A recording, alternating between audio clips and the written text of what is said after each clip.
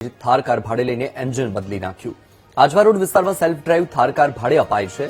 15.5 લાખની થાર 3 દિવસ માટે શખ્સો ભાડે લઈ ગયા હતા। 3000 રૂપિયા દૈનિક ભાડાના દરે કાર લઈ ગયા હતા। કાર પરત આવ્યા પછી એન્જિનમાં અવાજ આવતા કાર માલિકે ગેરેજમાં મોકલી તપાસમાં અસલી એન્જિન બદલીને નકલી એન્જિન નાખી દેવાયું હોવાનો ઘટસ્ફોટ થયો। આરોપીઓએ થારનું એન્જિન બદલી નાખ્યું। એન્જિનનો નંબર પણ કારની આરસી બુક સાથે મેચ નહોતો થતો।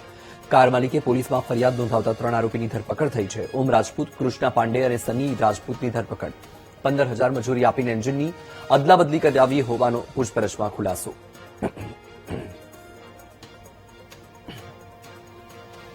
આજ મુદ્દે વધુ માહિતી આપી રહ્યા છે સંવાદદાતા માનુ ચાવડા। માનુ, વડોદરામાંથી જે આ કિસ્સો સામે આવ્યો છે, થાર કાર ભાડે લીધી અને પછી કારનું એન્જિન બદલી નાખ્યું, હાલ આ મુદ્દે ફરિયાદ નોંધાઈ છે, કાર્યવાહી શું, માહિતી શું?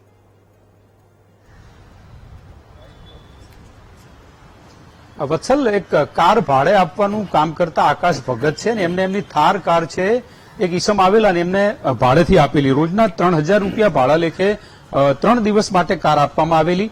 પરંતુ વિચિત્ર ઘટના એ બની કે જે ભાડે કાર આપેલી હતી એ થાર કારનું એન્જિન બદલી અને જે લઈ જનાર છે એને પોતાની જે થાર કાર છે એમાં એન્જિન ફિટ કરી દીધેલું।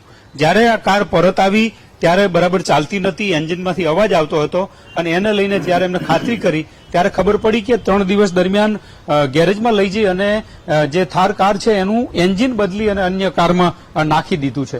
આ જે કાર છે એમાં જૂનું એન્જિન નાખવામાં આવ્યું હતું। એ કાર પણ અત્યારે પાણીગેટ પોલીસ લાવી છે। એક વિચિત્ર કિસ્સો કહી શકાય એવું, કારણ કે ભાડે કાર લઈ જઈ અને એન્જિન બદલી નાખવું એ કેટલી હિંમતની વાત છે અને એ રીતનું આ કૃત્ય કર્યું છે। કારના માલિક છે થારના, આપણી સાથે એમની સાથે વાત કરું। આકાશભાઈ, કેવી રીતે આ ઘટના બની? તમે તો કેટલામાં કાર ભાડે આપી હતી અને કેવી રીતે ખબર પડી કે એન્જિન બદલી? 14 તારીખથી 17 તારીખ વચ્ચે 3 દિવસ માટે બુકિંગ માટે લઈ ગયા હતા। 14 તારીખે બપોરે 12 વાગ્યાની આસપાસ લઈને અને 17 તારીખે સાંજે એમને રિટર્ન કરી હતી। ત્યારે ગાડીમાંથી થોડો અવાજ આવતા મેં એમનો સંપર્ક કર્યો હતો કે શેનો અવાજ છે। પછી એમને જણાવ્યું હતું કે આ યુરિયા તમારી ગાડીમાં ખતમ થઈ ગયું છે, BS6 છે એના માટે, તો એનો અવાજ છે એમ જણાવ્યું હતું એમને। પછી મેં ત્યાં વૈકુંઠ 4 રસ્તા પાસે યુરિયાનું જે કામ કરે છે ડેફનું, એના પાસે કરાવવા માટે મૂકી હતી।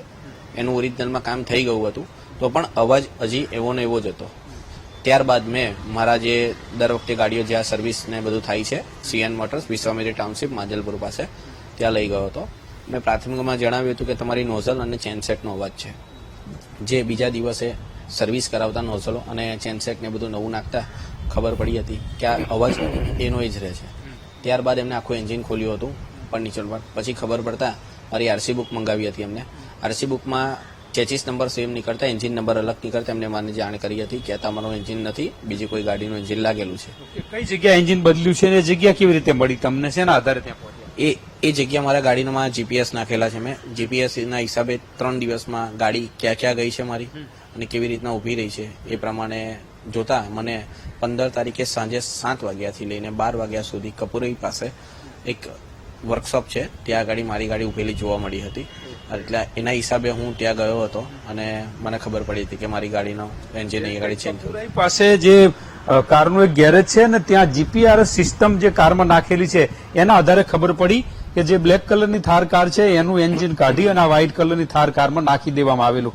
આખી એક ઘટના એવી છે કે ભાડે 2-3 દિવસ માટે કાર મેળવી અને પછી જે કાર છે એ પરત આપવામાં આવી, પરંતુ કારનું એન્જિન બદલી નાખવામાં આવ્યું અને જે જૂની કાર હતી એની અંદર આ એન્જિન ફિટ કરી દેવામાં આવ્યું। થાર જે મોંઘી કાર આવે છે અને આ કાર ભાડે લઈ જઈ અને એનું એન્જિન બદલી નાખવાનો આ કિસ્સો છે બહાર આવ્યો છે।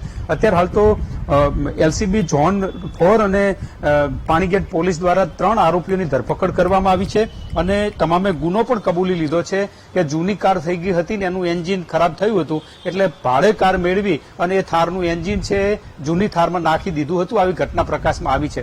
અત્યારે હાલ તો પોલીસે આરોપીઓની ધરપકડ કરી અને કાયદેસરની કાર્યવાહી શરૂ કરી છે। જી વત્સલ। જી બિલકુલથી માનુ, માહિતી સાથે જોડાવા બદલ આપનો આભાર।